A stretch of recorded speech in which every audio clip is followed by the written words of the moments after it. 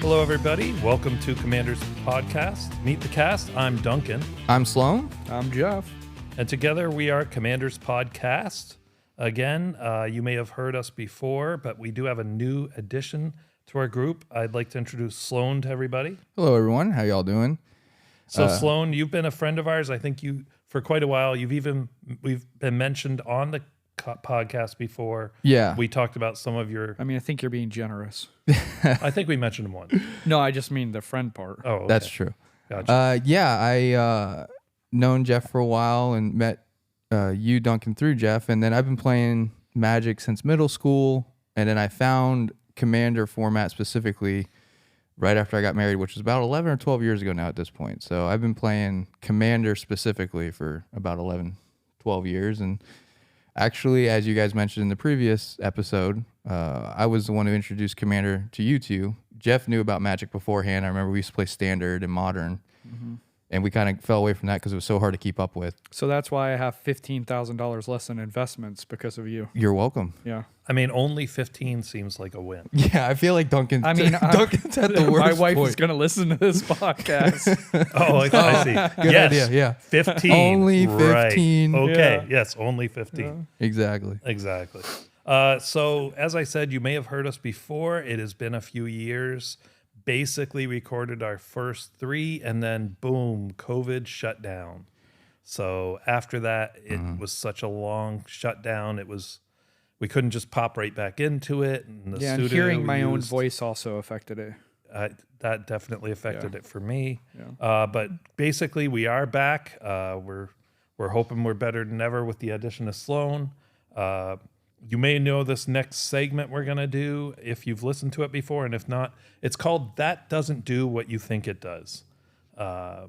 Jeff is used to this segment. Sloan is up to date on it. Today's topic, we're going to talk about, this segment talks about rules or cards that don't work the way that some people play them or some people think they work. The rules of Magic are pretty intricate, and basically many times you will run into large groups of people playing things wrong for a long time until they're shown differently. We'd like to shed some light on some of that, prevent you from having issues. So this topic today will be on copying permanents. Yeah, and it's a lot, not just rules, but it's even understanding what keywords are really important. Right. Those really come into play here. So It does. it's almost like its own language. Very true. Very true.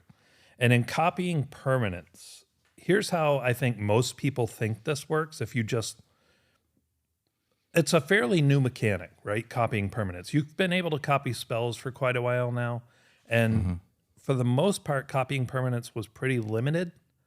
There were clones that could become a permanent, but as far as the words copying a permanent. Yeah, it was definitely a newer addition because, like you said, the copying mechanic, quote unquote, that wasn't really copying. It was just more of a mimic. With the clone, literally the card clone is the most notable one, where it enters the battlefield, it becomes a copy of a target creature already on the battlefield. So that was the closest thing we had to copying a permanent until more recent years with the addition of some of their newer sets and some of their newer mechanics. Right. And that's where this rule changed, and people, I think, like you're mentioning, just assumed it worked the way they thought it did, which is not the case. Yeah, and I think at every point what WotC and Wizards really tries to do is ask the question, can we make this more complicated?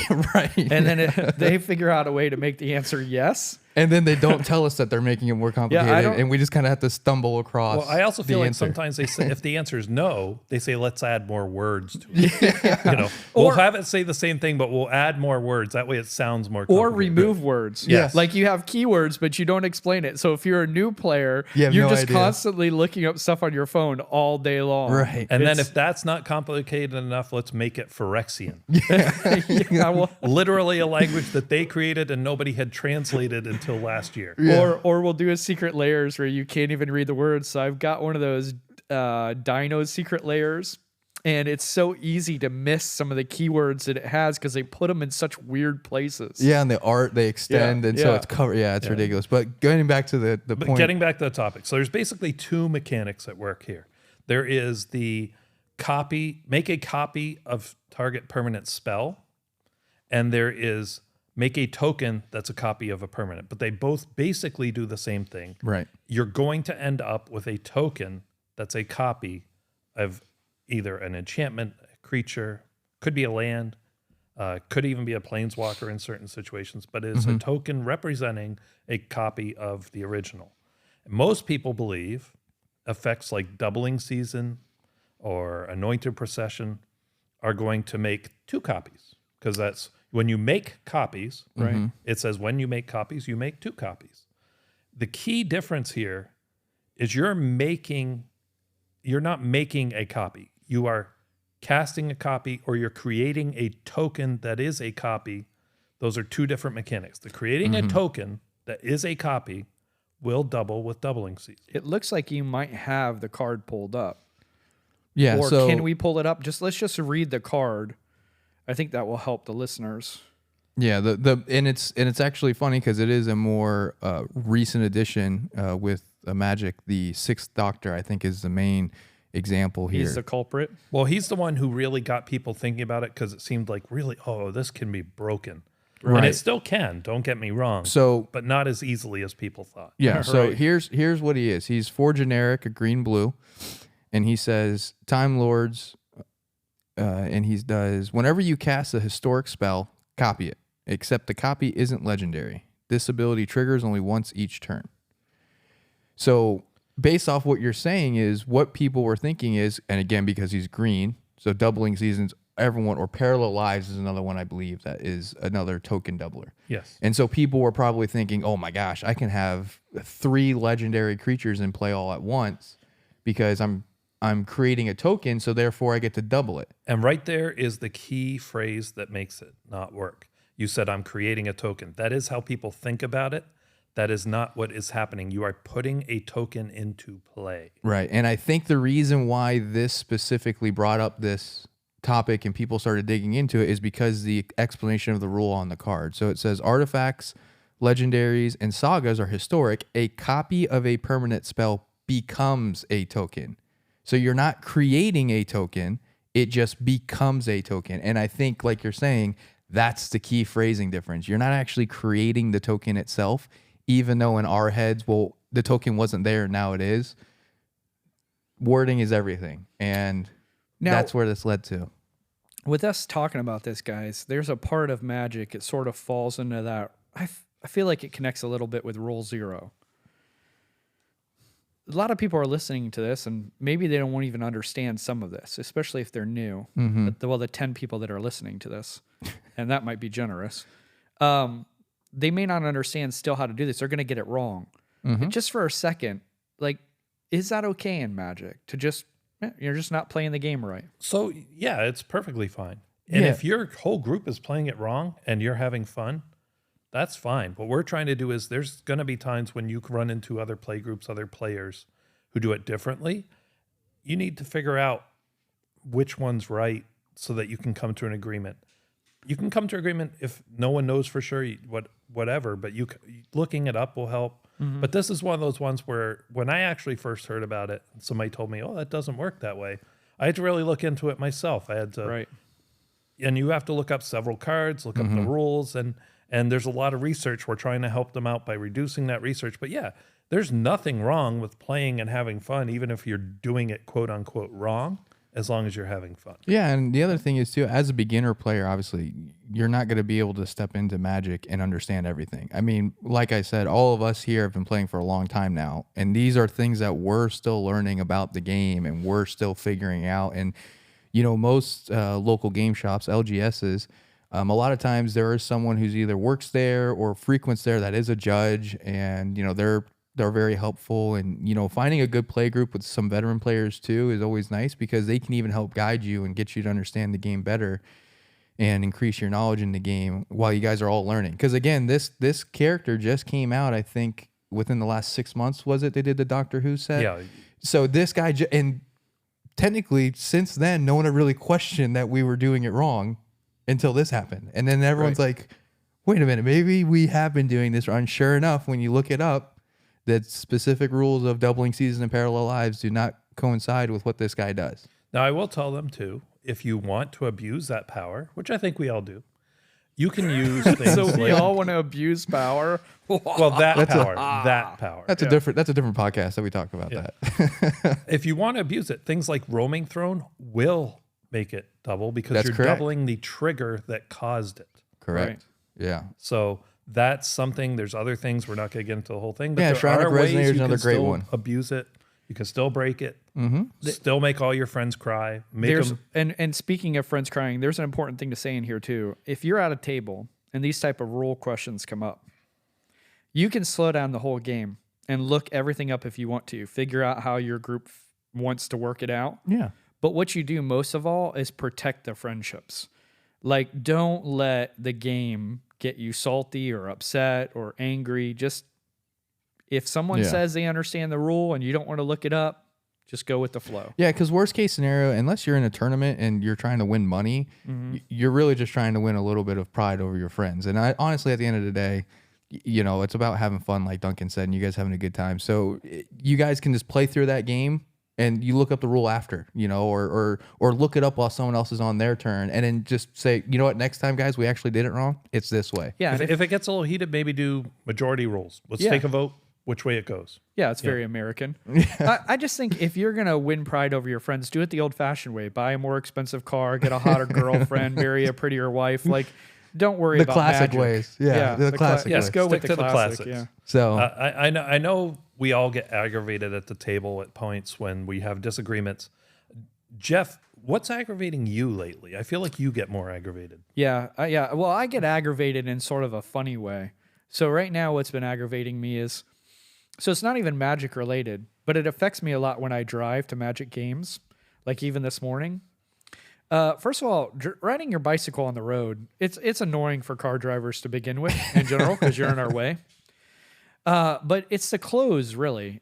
If you're in the Tour de France, I feel like the form-fitting clothes for aerodynamics is probably helpful. yeah, But if you're 60 years old and you've got a gut, I don't think it's going to get you there any faster. And I'm going to see a whole lot more of you than I need to. And I just think that's pretty aggravating. Just wear some normal clothes. I've never seen people on rollerblades or skates wearing those ridiculous clothes to make themselves go faster. Just wear normal clothes and get on your bike. You haven't spent much time in California, have you? No, thankfully. San Francisco a little bit, but I got out of there as soon as possible. It is beautiful there, though. I will say that. Yeah. So, I that's don't what's understand. aggravating Jeff today. Yeah. It's another one of the segments we like to do. He likes to get these things off his chest. He gets very pent up, and we don't want him taking it out on the table, so we let him vent a little bit. Yeah, thank you for that. of course, Jeff. So yeah, let's get to today's big topic, our theme of the show. Let's talk about our favorite cards from 2023. yes. There was a lot of good cards in 2023. Yeah, I mean, I kind of went back and looked over all the sets that released, and honestly, because I felt like so many good cards came from like so few sets, I felt like that was the majority of the year. And I really looked back and I was like, oh no, there's a lot of other sets that came out, but these sets I felt like specifically kind of dominated last year. They did such a good job of not only coming out with great cards, but the flavor of the cards was well done. I felt like any new mechanics they added made sense. And they did a good job. Most of them. Most of them made sense, but the mechanics that they created on the cards they created them on, I felt like makes sense too. It was like, because Doctor Who was one of the big sets that came out last year. Lord of the Rings was a big set that came out last year. I believe it was Phyrexian Aftermath came out last year. And they did a lot of flavor stuff with all that. And they did a really good job with it. So 2023 came out with some great sets, great cards, I think, for everything from casual players to competitive players and everything in between. So, and we're not talking about the ones you've heard about all the time. We're not trying to beat the dead horse of the One Ring or Orcish Bowmasters. Right. We're going to talk about stuff that are our personal favorites. Some of them may have been talked about. Some maybe were kind of lost among those much bigger, much more expensive. Not that none of these will be expensive cards, but they weren't the shining star that maybe got the brightest spotlight on it. yeah, absolutely. So one of my favorites, and this one is played quite a bit, is Mirkwood Bats. And Mirkwood Bats is a 2/3 from Lord of the Rings. It's a creature bat with flying. It says it costs 3 and a black. It says whenever you create or sacrifice a token, each opponent loses 1 life. Great card. It is a great card. Any deck that creates a lot of treasure tokens or token decks where you're trying to go wide with creatures, any of those decks that have black in it, this will benefit just by sitting there and maybe being a blocker for you, maybe swinging in for 2 damage every once in a while, but mainly for just every time you sacrifice one of those tokens, there's the damage. Yeah, I mean, a great combo card with that is Skull Clamp, the artifact that target creature gets +1/-1. So a lot of those little 1/1 dorks that people are creating, I know Jeff has an elf deck that makes a lot of 1/1 elves. You know, it's something It's where a token deck. it's a token deck, but he says that, but it makes a lot of elves. But, you know, elves come out as 1/1s. There's a lot of fungus come out as 1/1s or 0/1s. The legendary plant creature that creates a bunch of 0/1 plants that comes out. You know, if you run black in any of those decks, you have this Mirkwood bats in there, and then you just start pinging, bing, boom, boom, boom, and before you know it, you've just sacrificed 5, 6, 7, 8, 9 things in one turn, and you're doing a whole lot more than just getting draws or what have you out of it. So it's a great little combo card with because that's what aristocrats needed was more good cards. it always needs good cards. But yeah, so the next one that Duncan threw on the list here is Reprieve. Another one that I love. Yeah. I have played this effect for many years, but white has not had a lot of it. Probably this is the first I can think of off the top of my head. This Reprieve, do you want to read that for us, Sloan? Yeah, of course. So it's a generic and a white, and this is an instant that does return target spell to its owner's hand and draw a card. So this is doubling down on 2 things that white kind of severely lacks as a mono color, which is draw as well as counter, quote unquote. You know, blue's kind of known as the counter color. It's going to keep people from casting spells. It even has a lot of return spells to your opponent's hands, blue does, which is what Duncan has a deck that does something very similar to that, where it's a lot of bounce things back to your hand. So the fact that white has something that can basically pseudo counter something. Imagine someone's doing that Cyclonic Rift at the overload cost. They don't have enough to cast it again. So you're going to reprieve them so you don't lose all your stuff. And on top of sending it back to their hand, you now know what they have. But also, I'm going to draw a card. I'm going to give myself card advantage. And in my opinion, this spell can be much more powerful than your standard counter. Yeah. Spells that can't be countered can be returned to your hand while they're on the stack, which effectively counters them. Right. Yeah, it's a lot of fun. It's also a gotcha. So it's you know, you have Rebuff the Wicked, Lapse of Certainty. You have some other cards that you guys can look up in white that'll do that. And even if they're not optimal, even if they're suboptimal, we're playing casual commander. Mm-hmm. And you can lose the game, but if during the game you got to counter someone out of nowhere with a white card, that feels good. Right. That's just a lot of fun. Yeah. And Magic's really about having fun. Yeah, Right. and you know, it's just so, I think it's just such a well done card too, because the other part that white kind of lacks in its monocolorness is draw. They have a lot of ways to go and get things, specifically lands, land tax obviously being the big guy that everyone, if you're running a white deck, mono deck, you want to drop a land tax in there so that way you can pull out some lands and try to get more out of actual cards out of your deck. So being able to counter and get a draw out of it to replace the card you just spent is always a plus. It's there's never a downside to being able to do 2 things, especially for 2 mana. I think we're getting to the point though where it's hard to say white struggles in card draw. Well, I think we're really kind of at that point. I think white has very much overcome that stigma. Red, I think, still has problems there. Their draw is suboptimal. It's usually you have to build trading around cards. it. Yeah. But you have to build around it and synergize with it. And I hope they don't completely change that because if you give every color all the powers of the other colors, you're losing some of they that. lose their identity. So they can't do this type of spell with white very often. But again, I just think this particular card is very powerful to be able to return a spell to their hand, basically counter it, especially when they think it can't be countered. And just on that too, this is one of those things where you might go, well, they're just going to get to play it next turn. But the way you play this spell is a lot of times it's letting you have that turn to win. So they're not going to get a next turn. Right. Also, obviously, you can synergize with ways of manipulating the top of their deck. So But really, the way to do it is, I'm gonna win. So Yeah, I mean, this is I need something. that one turn. Yeah, I built a monocolored white deck. It's a soldier token deck, is what it's based off of, and I put this in there because essentially it's combat, and because I'm creating a bunch of tokens. If someone cyclonic rifts me, I'm not just losing a bunch of soldiers. I'm losing basically a bunch of permanents because they're all tokens, right? So this is something that can, if I have this and I'm able to keep somebody from wiping my board, this will win me the game for sure, because that deck, once it gets rolling, it doubles the tokens and it gets out of control pretty quick. So Yeah, you're usually going to save this card for end of game. yeah, They're trying to win, or you need to stop something so you can win, that type of thing. This is not something that you just use to stop them from casting Soul Ring on turn 1. I guess you could, if you're a but very in white, spiteful person. you're so if you're so limited on your interaction on spells with white. Well, remember when we were I talking mean- about having fun playing Magic? If that last game you didn't have fun and that guy cast Soul Ring on turn 2 or whatever, and you feel like, you know what, I'm still a little spiteful from the previous game, you could definitely No, reprieve I don't it. think you have to be spiteful. I would argue that, first of all, the card replaces itself, so it doesn't hurt you.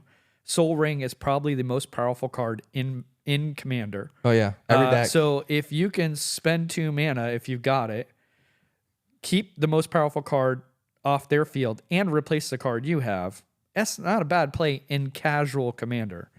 CEDH, maybe you don't do that, but Well, the argument could be made you do that. yeah, but Yeah. it's Because a you're good card, and you're gonna see it. So even if you're like, I don't like this card, you need to be prepared for it. Yeah. Because if they have 2 mana up, well, be careful if you're casting that Cyclonic Rift, because they can get you. Yeah, they can, absolutely. So the next card that I'd like to talk about is Great Hall of the Citadel, again from Lord of the Rings. It's a land, has tap, add a colorless mana. Second ability is pay 1 generic tap, add 2 mana in any combination of colors. Spend this mana only to cast legendary spells. This is a very good card in any multicolor commander deck, in my opinion. It can help you get your commander out to get that color match that you need. Yeah.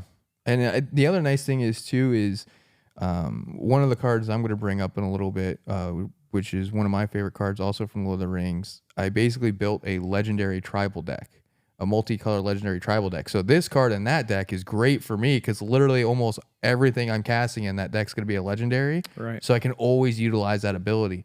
So that's always a big plus when you can get more value out of a card like that. Even if you're just putting it in for the sake of being able to cast your commander, still a good value. I mean, it's still really nice being able to, let's say you only have, 2 green and a blue and you need a red with it. Well, you have that, you got it now, so really cool card, really well done.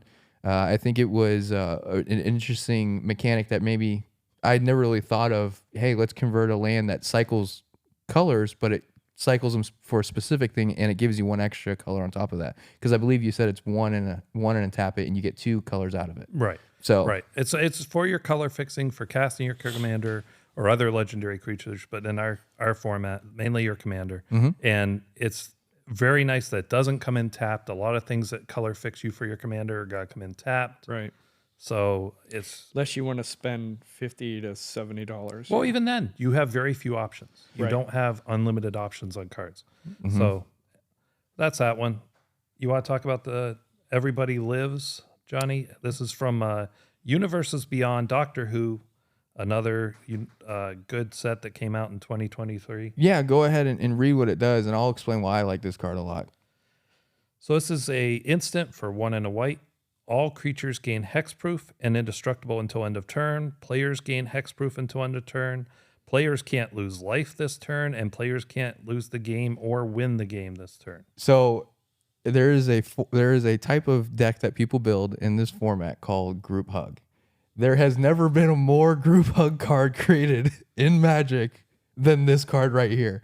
It is something that could absolutely just throw everybody off, because someone might be swinging out everybody and trying to kill 2 of your opponents, and you're like, no, this is we're gonna love each other, and you drop this, and it's just like, great, nobody's affected by anything. The rest of their turn's pretty much useless because they can't affect people or they can't do anything for the rest of their turn.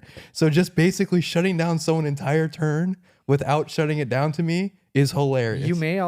They may insurrection, and then you do this, and you just got their most powerful card nerfed. Yeah, I mean, and imagine again with some more recent cards they come out with for Commander, like I think it's Winona, the red-white commander that she pulls out and she triggers off of attacking. They have created a lot more aggressive and aggro-based commanders for people to build decks around. So something like this where they're about to trigger and do like 5 to 10 different things and drop a bunch of stuff and just no. You're not gonna hurt anybody. Nobody gets hurt. You can't target anybody. No, you can't win. We can't lose. Like we're just gonna you stay on your side of the field for the rest of your turn. Think about what you did, and then just pass your turn because you can't do anything else. It's like a fair to Fairies protection. Yeah, it's like a group hug to Fairies protection. It's to me it's so funny that they created this card and it's so actual mana value wise so cheap. Like 1 and a white again like. To literally give everybody protection for one whole turn. I mean, it's 1 cost less than Teferi's protection, significantly cheaper. But you're targeting like 3 other dollar people amount. though too. So you're not only that's kind of like the big kicker is it's like, oh, you're literally protecting everybody from everything. He can't board wipe any it's like you can't target me with anything. You can't target him with anything. You can't win. We can't lose. This is just you just wasted your turn. Like, yeah, it's a fun card, and I think a lot of people have fun with it. I will never play it. Yeah, and that's why Duncan and I will probably put it in as many decks as humanly possible. Opponents too much advantage. I don't want to be fair.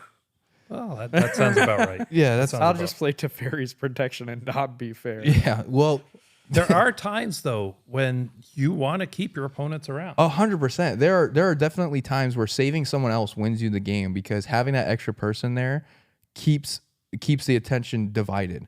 And sometimes that is something that you need to think about is, man, I could save them or I could just let them die and try to win on my own. Especially if you don't have the win in your hand at that moment, you might need to have, and it's a selfish reason to save them, but you might need to have a human shield to give you one more turn. There's no doubt that's true. I just think, with Magic, it's a percentage game. Sure. So it's like, how often are you going to want to do that versus how often would you rather just let them die and you still be alive? And then that person's tapped out on their swing, and then you swing in and kill them. I mean, let's be honest. That's how Teferi's protection works. Cyclonic Rift, those type of cards. But I think you could build a group hugs deck with this and have a lot of fun with it. You could put it in any deck and have a lot of fun with it. And budget-wise, amazing. Right. You can build a deck for $50. Yeah. You can keep up with a $500, $600, $700 deck sometimes, depending on who built it. Yeah, I mean, I'll say this: there's a very popular YouTube channel, Commander's Quarters, and that's what he does is he builds budget decks for people, and they compete. They do a good job. He's even been a guest on, I believe, the Command Zone, and he put his $50 deck up against their $250 decks, and he was beating them constantly. So it's very doable. And like you said, because Magic is a percentage game, that will always be something that happens. A $25 deck, a $50 deck has a chance so you're telling me that there's a chance of beating a $900 deck. It's small, but it's there. Well, and it depends on who built the $900 deck too. True. And why they built it. Yeah. So, but there are going to be lovers and haters of all these cards, or people that it's for them, not for them. Absolutely. It's your play style is gonna be your own. Mm-hmm. For me, going back to the argument about why you might want to save your opponent. There have been many games where I'm playing a control style deck or a specific style deck, and some player just has my number. Right. Whatever they're playing is directly contrary to mine, and so I can't affect them, or I can't do what I want to do to them. Yeah, you need your opponent. You need your opponent to kind of do the work, because you could take them out. You're pretty confident you got them. But that one deck is just really in your way. So you're saying the quiet thing out loud, just to be very clear. So just to know, Duncan likes to play those games where he likes to do that diplomacy, and I do too. But you definitely get into those talks where you're like, hey, I can do this for you, but you're really doing it for yourself. Right, That's exactly. pretty great. Yeah, that's another thing too. lie. You can sometimes leverage this card, which is going to save you. Yeah. It's also going to save maybe you can leverage it and say, hey, I can do something about this, but I need you to give me some space. I need you, since I'm saving you to. It has value. There's no doubt. Yeah, absolutely. I just think if you have a deck where you can have multiple Teferi's protections, great. For me, I probably have room for one. I might actually think about trying it in my humans deck. You know, with everybody's favorite card, Rick, Steadfast Leader. Yeah. Everybody loves that card. silly. So I might try it in there, guys, even though typically I wouldn't. Yeah. But we'll I see. think you should give it a try. I Yeah. think you'll like it. You are a very political player as well. Yeah. So I think you would enjoy it. Yeah. Yeah, so I think that would be definitely something you can use. So the next card is one that I pretty much immediately fell in love with because of the versatility of this card. I think it is such a cool card. They did such a good job with it. And I know it sounds like we are only talking about one set, Lord of the Rings, but unfortunately, the Lord of the Rings was a phenomenal set. It came out with some fantastic cards. I think all of our cards have been Lord of the Rings or Doctor Who so far. Yeah, pretty much. So, but this is Aragorn the Uniter. He's a red, a green, a white, and a blue. So 4 mana total with 4 abilities, and he's a 5/5. So he reads, whenever you cast a white spell, create a 1/1 white human soldier creature token. Whenever you cast a blue spell, scry 2. Whenever you cast a red spell, Aragorn the Uniter deals 3 damage to target opponent. Whenever you cast a green spell, target creature gets +4/+4 until end of turn.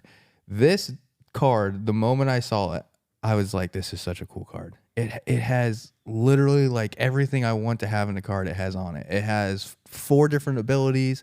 And so, like I was mentioning earlier, I built a couple different versions of this. The one I now currently run and I use the most is my multicolor legendary tribal. So all the creatures in there are basically legendary creatures, and they're all multicolor. So I get multiple triggers off this guy. And the best part about this, which makes me happy, is a lot of the other cards that came out in this set, they say on them that it only triggers once this turn. This guy does not say that. Thank you, Jesus, because if it said that, he would be a lot weaker and he wouldn't be nearly as fun to play. But I created him as this legendary multicolored tribal deck, and I cast 1 spell and I get 3 triggers. I cast another spell, 2 more, and it's just like you get to do so much with him. It's so fun.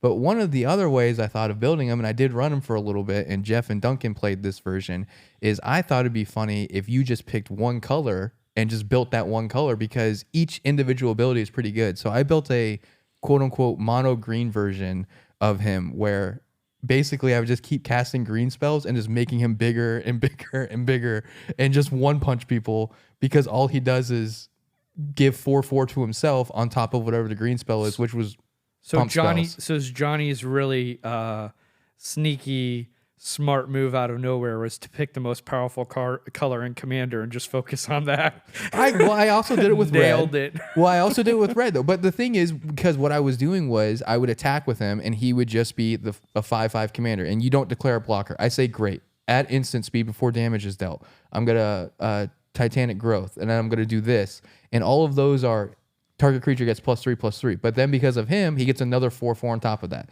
Then I cast another pump spell. He gets another 3/3 plus another 4/4. So he went from being a 5/5 He's very when he was powerful. swinging at you. He's very powerful. Becomes, and then you die in one shot. And so it was a fun. I thought it was a really funny way of building him. And then I built a mono red version too. That was really cool. But this card, I felt like it kind of went underneath the radar a little bit. It was about, I think it was $5 when it first came out. Then it jumped up to like 8 or 9. I don't know where it sits right now. But I got him just because I thought he was super cool and he was super fun, as well as some of the other Aragorn cards too. Yeah, and I built him as well. I built him more traditionally, kind of along the, not legendary creatures, but I did have that theme. It is a fun commander to play. It gives you a lot of things to play with. Yeah, there's always triggers happening, as it feels like, and even again on other people's turns, because it's any spell. It's not just when you cast a creature spell or whatever. It's just when you cast a spell. So you cast a blue counter, boom, scry. Speaking of that, like cards you enjoy playing, because I know you got more on your list there. Mm-hmm. But I know we talked at the beginning. Duncan said, I'm not going to talk about the normal cards necessarily. But I would say my 3 are really disregard that. I like the expensive, powerful cards. I don't care what people think about that. That's what I enjoy. My 3 real simply are Delighted Halfling, Roaming Throne, and the One Ring. And so they're all the grossest cards. And I love them. I love playing those. You guys are cards. going to forgive Jeff. He didn't understand the assignment, but it's Yeah, okay. that's okay. Well, Let's do what I Jeff's want. answer was basically like, but those are the ones I like. Those are the ones I like. Yeah. So I should have said, Sloan and I are talking about those That's other right. ones, but Jeff has a very surface Yeah. emotional Yeah. state. And Yeah. roaming throne. I don't need to get cute. Yeah, I mean, Roaming Throne is a fantastic card, and the second I saw it and it came out, I was like, this card's good. And let me just Gonna point out what Roaming skyrocket. Throne would do with Aragorn. Yeah, yeah, it would be absolutely silly because every single one of his things would trigger twice instead, and so it's just a crazy card. And the thing that's nice about Roaming Throne, which I think is one of the reasons why Jeff loves it too, is it's a colorless artifact. You don't have to. Oh, I got to build a red deck or I got to build a blue deck. Nope, it's colorless artifact. You can put it in any deck that has any kind of trigger that you want to double. This is an important thing to say too. If you like these powerful cards, there are ways to play them and to protect yourself from being just not having fun decks. So like I have like 6 Roaming Thrones. Every single one of them is in a creature-based deck that is it's like dragons or rogues or things of that nature. So I'm not putting it in like in Aragorn, where I'm doing lots of things. It's, you know exactly what I'm doing. I'm playing lots of the same type of creature. Well, And you have to pick a creature type, I believe, with it. you so do, you do but need to, you could put it in almost any commander deck and just pick your commander's creature. as long as And it has a it's- triggered it's- ability. Yeah. and it's gross. Yeah. But I'm absolutely. saying you don't have to do that. If you just pick strategies like tribal, which are a little less powerful, you kind of mitigate. You get to play those fun, powerful cards. I don't think tribal is less powerful. It's not there's no Goblins is one of the more powerful decks. Yeah. I've played against And rat elves decks is- that are right up there. I'd put with the And Kenko elves are decks. extremely powerful too. I mean, there's a reason why people And hate dragons and vampires, yes.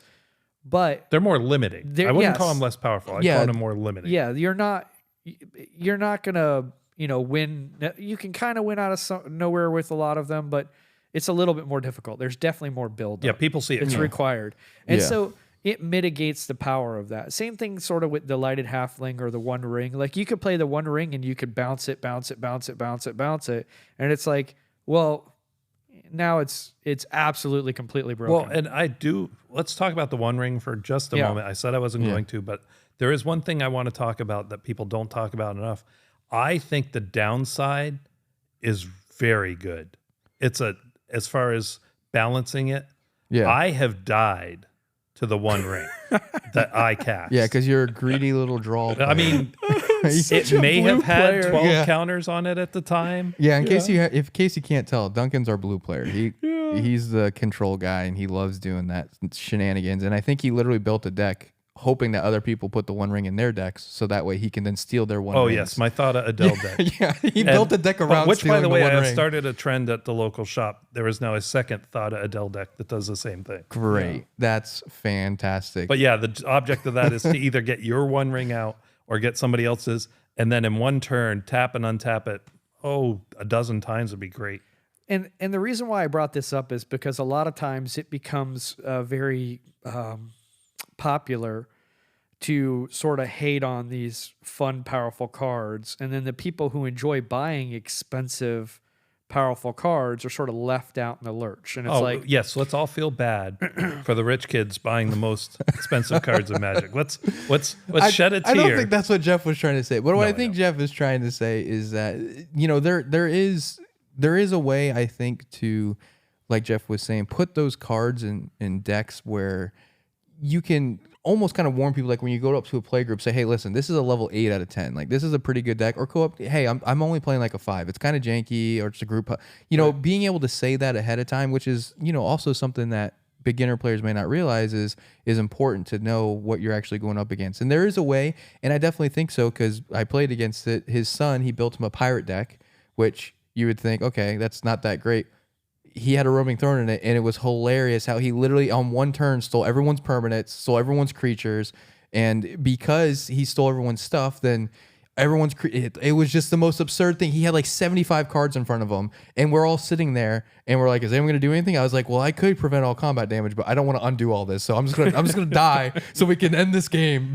But it was hilarious, and it was a really cool way for him to win. And his son Jaden, I don't know, 11, right? yeah, 12. 12 years old. He was so excited. He thought it was the funniest thing ever because he just kept getting all these double triggers off of roaming thrones because all these pirates. It was hilarious. Yep. And it was a cool way for him to win. And I think we all enjoyed the fact that we lost that way. Yeah. Almost a little bit, you know, seeing how excited he was and how cool it was for that to happen. So there's definitely ways. Because Like, it doesn't always do it. That Yeah. deck doesn't have a whole bunch of tutors and things like that. Right. It's just like, you know, sometimes it's going to do that and sometimes it's not. Which, right.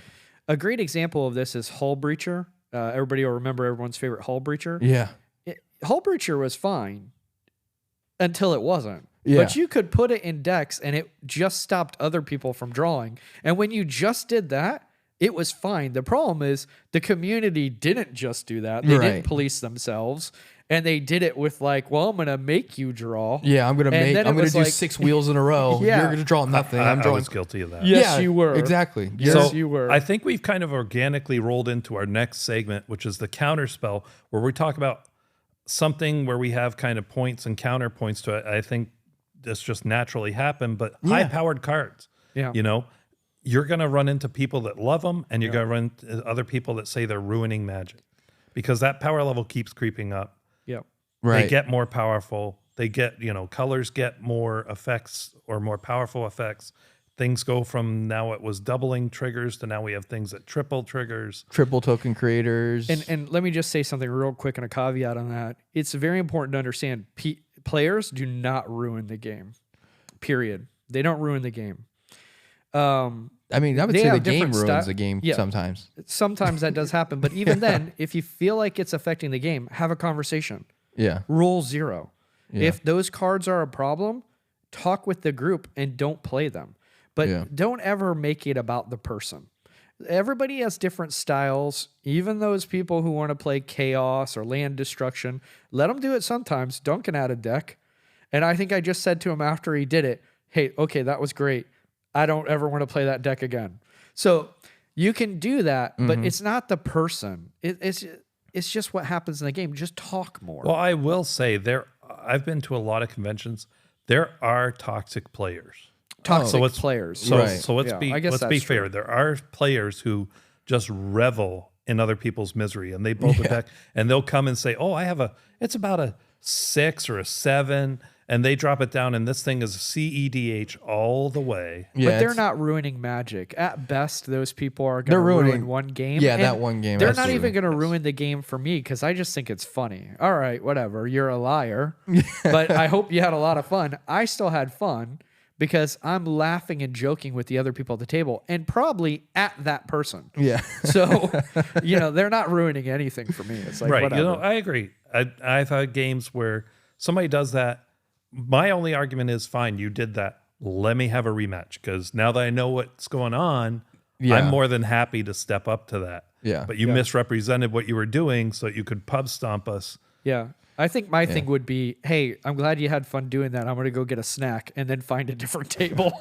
Oh, no. I would want to teach that player just how wrong they were. Yeah. But yeah, I me. mean, these powerful cards that you're talking about too, like, obviously, if you're a new player, you may not know this, but there's actually a ban list that Wizards of the Coast has come out with and puts out there. What's Well, actually not- the not Commander's Wizards. Council. Yeah. The Commander's Council, I'm sorry. The Commander's Council, my apologies, comes out with this ban list and puts cards out there and puts cards on it. And sometimes they take cards off and then, they kind of rotate cards through. So there are cards that make it there. And so Jeff was talking about Hull Breacher before. When it first came out, it was a great card. A lot of people started running it. And then people started figuring out, oh, if I build a wheel deck with this card, Right. it becomes really bad really quick. And I think it was like maybe within 1 year, it got on the ban list because I feel very targeted by this conversation. I literally you should didn't feel put it in targeted. my wheel deck. yeah, because when you see it happen, and again, this is one of those things where if you're talking about, I want to play Magic and I want to have fun with my friends, not letting other people draw cards is not fun. Like making them, hey, I'm going to make you dump your whole hand, and then you don't get to draw anything to replenish your hand, and I'm going to do it 3 more times. So I'm going to have 20, 30 cards in my hand, and all of you guys are going to have 0 cards. well, and Not really fun. But again, if you're in a CEDH match, probably not looking to have fun. But it was just one of those things where people started doing it. CEDH players are not I looking to have disagree. fun. CEDH can be fun. Yeah. It's No, not I'm not my saying- main thing. It's not really. I'm actually not that into it, but I have kind of stepped in a little bit. It is fun still. Well, when I But- say CEDH, I mean too like playing in tournaments. Like a car, if you're there to play in a tournament, you're trying to win the tournament. You're not just right, there to it is kinda- more stressful. It is more work. right. That's fun but, for them, though. yeah, some people. Yeah. Yeah, So I just competed in a tournament a couple weeks ago in CEDH. The prize was a Gaia's Cradle, so pretty hefty prize. Yeah. It was very stressful. When I was done with the tournament, I was done with Magic. That does not happen to me. But I was just like, for the night, I had had enough. I was too stressed out. I had to go home. So I get what you're saying. It was still fun, but it was very stressful. So on those high-powered cards, going back to Hull Breacher, so I put that in a pirate deck, yeah, right? Yeah. Okay, you're all right. You can play Hull Breacher in a pirate deck. yeah. Very few people are going to be upset about that. I think in that instance, it was more the council said, not that the card was a problem. Like, okay, you guys can't police yourselves. Yeah, exactly. Right, So like Jeff we will was saying, police you. absolutely. So 100%. But yeah, so And the thing I would also point out, the not being able to draw cards, you're right, that is not fun. I have now started trying to treat that more like I feel about extra turn spells. I cannot stand extra turn spells. another high-powered mechanic. Another high-powered mechanic. I don't like them, and I especially don't like them when you take 3, 4, 5 turns in a row. Yeah. If you take an extra turn spell to me, it should be because you're gonna win. Right. You're Yes, gonna try and win. That's the caveat. If you want to take 5 extra turns and you can show me in those 5 turns how you win, Yep. good on you. Let's scoop up and play another game. If you take 5 extra turns and you Just to get out and 5 can't lands, win, so you can Well, have and land that's the way I advantage? treat the wheels where I take away your cards. I play Notion Thief. yeah. Yeah, I play Notion Thief is Plagiarize. I gross. will take your cards. No problem with it. I will put down an Narset so you just don't Oh, get them. we're aware. Oh, you've seen it. But I try to do that so I can win. I don't try and do that just to cackle to myself. So And I think you get into a tough spot because, like, I have a Call You of the Vast deck, which of course you guys know. It has land destruction in it, but the idea of that is I destroy your lands and then I win because you can't stop me now. The win is right there in front of you. and that's fine. But if it's you can't stop me now and I'm going to win 12 turns from now. No, Exactly. We know You have Call to You of do the it at Vast the isn't right gonna do time that, right? to where you just need a couple times and you're done. And a lot of times I'm destroying the lands and my stuff is indestructible. Yeah. And then it's like most people, So, you know, the game's fair. over. Yeah, exactly. Fair magic. Yeah. So, But I don't think anyone said Call You unfair in the same But yeah, sentence. You just so, did. So that's the thing about these high-powered cards, Touche. right? It's not the power of the card. With great power comes great responsibility. that's a great saying. You Thank should you, definitely coin Spider-Man. that. Oh, I Way mean, to remember yeah, I'm glad I just thought of that off Yeah. the top of my head. great saying. This should be our tagline. That's a blue player taking other people's stuff. Yes, but I will use it responsibly. That's Thank you right. for your donation. But yeah, so there's definitely. I mean, I guess the overall consensus about these high powered cards is I think there's a time and a place for them. If you're going into a tournament or you're sitting down at a table that's an 8+ or 9+ power level, which I know some people use this scale both ways. For us here, we use 10's the highest, 1's the lowest. So if you're sitting down to a table that's an 8, 9+ power level table, or you're going into a tournament, yeah, obviously. Yeah, play the high power cards because everyone else is probably playing them too. If you're sitting down to a table and they're 5 or 6, or you're playing a casual playing game, pre-cons. you're playing pre-cons, like it seems a little out of place. But again, one of the nice things I feel like with our play group is we're pretty open about what we're playing and what our decks do. And we've also been playing a long time. We almost know what each other's stuff does, so we kind of know what decks we can get and play. That And would we be have fun lots and of fair. decks. well, and Yeah, here's we the have thing: lots of you may decks. not. So not everybody has a ton of decks. Yeah, Yeah. it's true. You can choose not to play a card. I don't know if you guys realize that. Yeah, You could have it in your hand and choose not have to the play. mana on the table and just make a conscious choice. I can't. This would not Jeff be doesn't have any right impulse in this control. instance. So you're saying if you had it in your deck, right? Yeah. And somebody casts, let's say, a Mind's Eye, Yeah. and now there's wheels. Everybody's got to cast a wheel because I'm sorry, I'm not saying the right card. It's not Mind's Eye. It is. I can't remember the name of it off the top of my head, but the one where when one person casts, an We're instant magic sorcery- experts, folks. It's just because I'm trying to think of it. We're just like everybody else. There are things we don't know. well, I know it, but I just things because we I'm don't trying to think remember. of that. Yeah, there you go. But you cast a spell. If anybody casts an instant or sorcery, each player copies a spell. Right. Oh, Well, yeah. now your Hull Breacher is now being used in a way that you did not intend, right? You can choose not to put that down.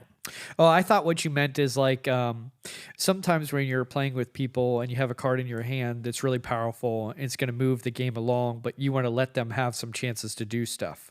Well, and you say I you don't- can't, and I I've seen cannot. you do that. You have done It takes an immense amount of willpower for me not to try right. to win. No, what I'm saying, when you have a card that is not appropriate for the power level of the table Yeah. in your deck, when it's in your hand, just choose not to cast it. Yeah, you can do that. You can also choose if you're going to play a different power level. Sure, play the One Ring, but put it in a birds deck. Then it's like, okay, you're drawing more birds. You're right. No one's upset cares? about that. The other thing is also, if you're sitting down at the table and someone's like, I got one deck, it's a 5, and everybody's pulling out 8s, give them one of your decks to play. Yeah. I think that's a lot of fun, actually.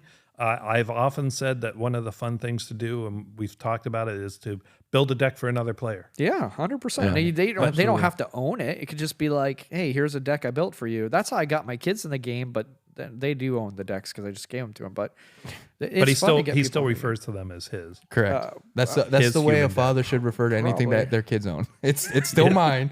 You're just borrowing it until you leave I my can house. take it away at any Yeah, moment. exactly. That's right. But- Go So- take the garbage out. Let's move on to the next segment. Yeah, because we're gonna running out of time, I think. Yeah, I Yeah. think we are. It's veteran tips for beginners. Yeah, absolutely. So this is something that, again, I would consider all three of us here to be veteran players. We've been playing for a long time now. We've been in and out of Magic for a while. And so, Duncan came to me and he said, hey, with you joining, is there something that maybe you want to do on the podcast that's your own little segment? I said, sure. So I kind of came up with this idea of giving helpful tips to players who are just beginning and just starting out in this great game known as Magic. So I the tip- really hope you say a specific one. I don't know. We'll see. Well, he's got to have a different one. I'll every have a time. different one each week, but this I hope one, the first one is what you and I are probably thinking, Duncan. But So- go Well, ahead. he's already so told me it's what it is. it's going to be cheater. this is going to be countering spells. So in Magic, when you first start, blue is known as the counter color, and let's say you want to be that guy who's like, I want to make sure no one gets to cast anything that I don't want them to cast. When you first start out, a lot of times you just think, oh, I don't like that card, I'm just going to counter it. Right. Well, that's not always the best thing to do. A classic example of this, and this is something that we've all kind of learned over the years, and now most veteran players do, is tutoring. A lot of times people will go like, oh, I don't want you to go find that card. I'm going to counter your tutor. That's not the card to counter. Believe it or not, letting them get that card is better because in the grand scheme of things, if you think about it and look at it, if they spend that tutor to go get that card and then they cast that card and you counter that card, you just got 2 cards done instead of just 1 now. Because they had to spend the tutor to go get it and then you countered the card they went and got and all you spent was 1 card. So a lot of times knowing when to counter things and knowing how to counter things is super important to advancing you from a beginner player with novice knowledge to advanced knowledge. Now, obviously, the caveat to this is you also have to know what cards do. So obviously, the more you play, the more you realize what cards do, the better you'll get at this. But someone, for example, Jeff mentioned one of his favorite cards before, Teferi's Protection. That is a card that, like he said, he uses it in those instances where he knows if I get back to my turn, I'm winning the game. That is something that maybe a beginner player may not, oh, he's not even going to be there. Great, I can just kill this other person now. I don't even have to worry about him. When in reality, no, that's going to win him the game on his turn because you guys are going to just spend all your resources on each other and he's going to come out of it unscathed with everything ready to go. So and I I think will what you're talk really- you into that too. Exactly. I think what you're really talking about then is not just with counter spells, but timing. Yeah, timing. timing. Timing with what Timing you're on your doing. cards is Yeah. very important. So countering certain spells is super important, in knowing what spells to counter and when is something that the more you understand the game and you more understand what each card does and what cards are considered power cards and strong cards in this game, the better you'll get at knowing when to There's drop another that counter. piece to this as well, and this is something that I was just talking with another play group I play with last night about. There's a player that has a constant problem with countering something that is going to solve a problem, Yes. but it's going to hurt them too. Yeah. Okay, Cyclonic Rift Overload. Yes, it's going to cause a problem for you, but sometimes that is the answer you need to Right. stop somebody from winning or stop somebody Especially- from putting their foot on Especially your if the throat. person that's casting it, which this is, I've seen this happen, and it's I just look at the person, I say, why? If the person that's casting the overloaded Cyclonic Rift doesn't have any threats on the board, and they're basically doing it so they can catch back up, why would you counter that? That Well, person's I mean, not if the issue. you're the one that is the problem, I can see why you counter it. But Sure, if you're just like, I don't absolutely. want to lose my stuff, yeah, sometimes you have to make that decision that, you know what, for Right. the greater good of the game, so that this person doesn't win over all Yeah. 3 of us. You have to also understand board state. right. If they're playing that tutor right? But they're tapped out. And you understand that next turn, they've got blue, they've got counters. They might be able to play that card, and you have an idea that card might win them the game, and they might have enough mana to protect it when they play it. You might want to counter that tutor. So every rule sort of comes into this idea of understanding the entirety of what's going on in the board state with the players. But I think what Johnny's you're not going to be real is, good at that necessarily in the beginning. No. Right. have some patience, though. Yeah. Like, if you're thinking, I don't know if I should do it, don't do it. Yeah. Because, it might go wrong, but you'll be learning. Just lose some games to learn. Yeah. And Not furthermore, intentionally too, necessarily, but try it out. Don't just keep if you're discarding your thinking don't do it or thinking you might not, then choose to not to. You still have the card to use later. And I will say, and if you learn and find out, oh, that was the wrong decision, then the next time and you know what to do. Right. But at least if you choose not to, you have another option later. Whereas if you choose to do it, you've now used it. It's gone. Yeah. And if you wasted it, it's just wasted. And I'll say too, myself, whenever I encounter new players who aren't as familiar with the game, one of the things I like to do is actually try to help them and get them better at the game, obviously, because having more people to play with is always a good thing. So I've even told people myself, like, hey, I'm going to cast this. Just so you know, if you have a way to counter this, you need to, because I will win the game if you don't stop me right now. And Jeff definitely does not do that. Very No, often. Jeff does the exact opposite. He's like, no, this isn't bad. Don't worry about it. This won't hurt you that bad. Well, I don't lie, but I will help people. He will But if overstate I'm his helping board you, state too, it's though. for me. Yeah. So it might be helpful for you, but it's also helpful for me. Right. So, but I'm so very yeah. much when I'm playing against new players who are trying to figure out how to play this game and get better at this game, one of the things I always do is I like to show them, speaking about counters, like, hey, this is something, if you can counter it, you need to counter it because it's about to go off. And I that think that helps is the them. right thing to do, especially with a brand new With player. new players, Right. yes. Yeah, with new players. And that's what this is. This is them Well, and veteran tips there's for some beginners. people that you don't quite grasp what you're doing. Yeah. But anyway, the basic gist is winning because someone didn't understand typically is not that much fun. Winning because you manipulated them, or winning because you played better, sequencing things like that's fun. Winning because they just didn't They're know, unknowledgeable. That's boring. Yeah. right. Yeah, if I wanted to do that, I'd play my 8-year-old daughter. Who he's never taught how to play Magic. Correct. Yeah. So, but that's your veteran tips for beginners, guys. Hopefully that was helpful, and we'll get more in the following episodes. And I think that'll bring us to the close for this episode. I'd like to thank you all for joining us. I had a great time. You can find us on commanderspod.com. You can also find us on Twitter at commanderspod. We'll have more social media stuff coming up soon, but we look forward to next episode. Thank you, guys. Yeah, thank you. Have a good one.